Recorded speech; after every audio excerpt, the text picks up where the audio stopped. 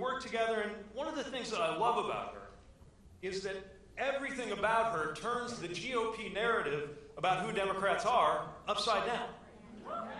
Right? They talk law and order. Enter Abigal Spanberger, who served in federal law enforcement, going after narcotics cases and money laundering, who understands from firsthand experience that the job of law enforcement is to keep the American people safe, not to execute a revenge plan against the political adversaries of the president.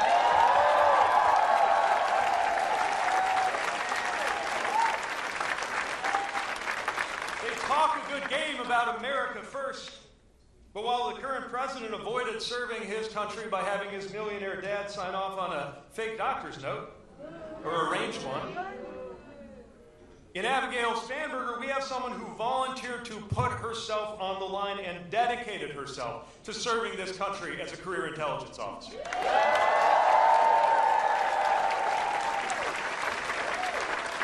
They say Democrats are extreme, but in Abigal Spanberger, we have somebody who was once literally named the most bipartisan member of the whole delegation because what she cares about is just getting good things done.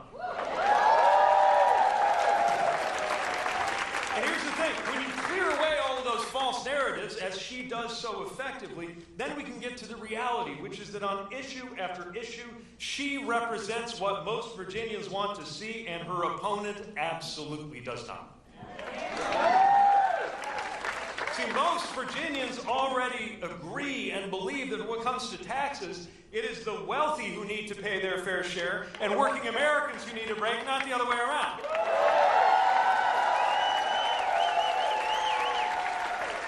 People in Virginia already recognize that good government is about making everyday life more affordable, housing and health care and utilities, as Abigal is proposing to do. And most Virginians have no use for Republican bills to cut Medicaid and to double your health insurance premiums.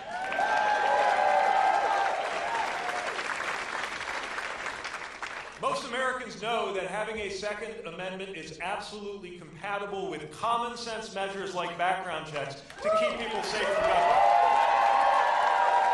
Including most gun owners recognize that. Most Republicans recognize that. Most Virginians recognize that in a free country you ought to be able to be who you are, love who you love, and it is dead wrong to fire somebody for who they are just because it goes against your idea of your interpretation of your religion.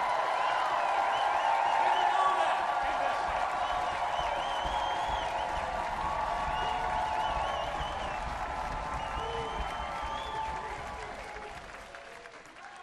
Most Virginians agree that doing right by our kids isn't about launching endless culture wars while actual science gets quietly deleted from government websites and textbooks. It is about making sure that we fund quality public education and support the people who are teaching our kids.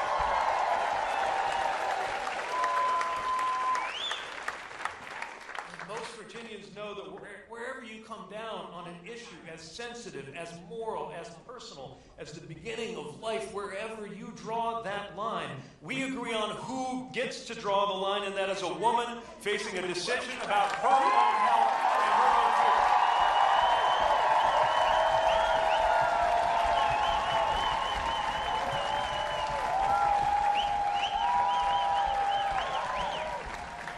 So you see, this is what the mainstream actually looks like.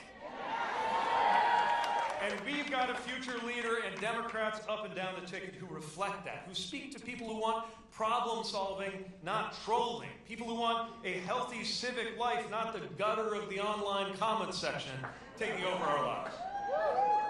Abigal Spanberger is out there every day talking about how to lower the cost of health care, lower the cost of housing, lower the cost of utilities so that everyone can not just get by, but get ahead and live well in this state.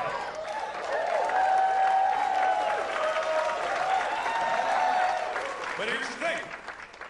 Just because you've won a policy argument doesn't mean you automatically get to win the election. That's where you come in. She and the other candidates, they are doing their jobs as candidates, but all of us have to be involved. So we need every eligible voter here to make your plan to vote. And if you've gotten your vote in already, which I hope you have, then you got to talk to everyone you know, especially the ones who would never come to a rally like this, but who have so much on the line, and talk to them about why you're involved and see if they've made a plan. I need you to pester the people that you love until you're sure that they're going to get their vote in. Because that's how we're going to deliver this election. That's how we're going to get results for Virginians, and that's how we're going to generate something that, to use a word that I know has fallen out of fashion in our time, is hope. Sometimes people ask me where to find hope, when we will summon enough hope to do something, but that gets it backwards. I've been thinking all year about the words of Roberto Unger, a thinker who said the wisest words I've ever heard spoken about hope, that hope is the consequence of action more than its cause. So when you show up one Saturday morning at the same time as millions of your fellow Americans to insist that our nation have no king, you're not waiting for hope, you are generating hope. And coming here tonight is an act of hope, because you wouldn't be here and I wouldn't be here if we didn't believe that we can make a difference through the process of electing better leaders. And going to the polls is an act of hope, the kind of hope that captures what it means to be an American, that vindicates the central premise of our founding, which is that everyday life is better in a country where the people get to tell the government what to do instead of the other way around.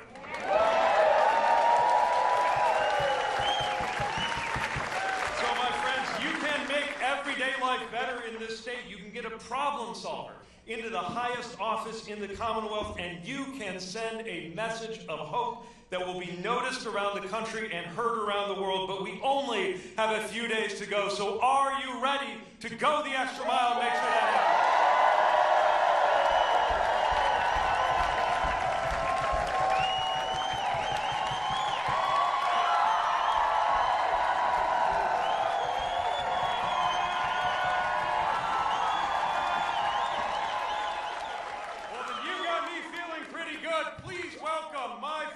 Extraordinary leader and the next governor of the great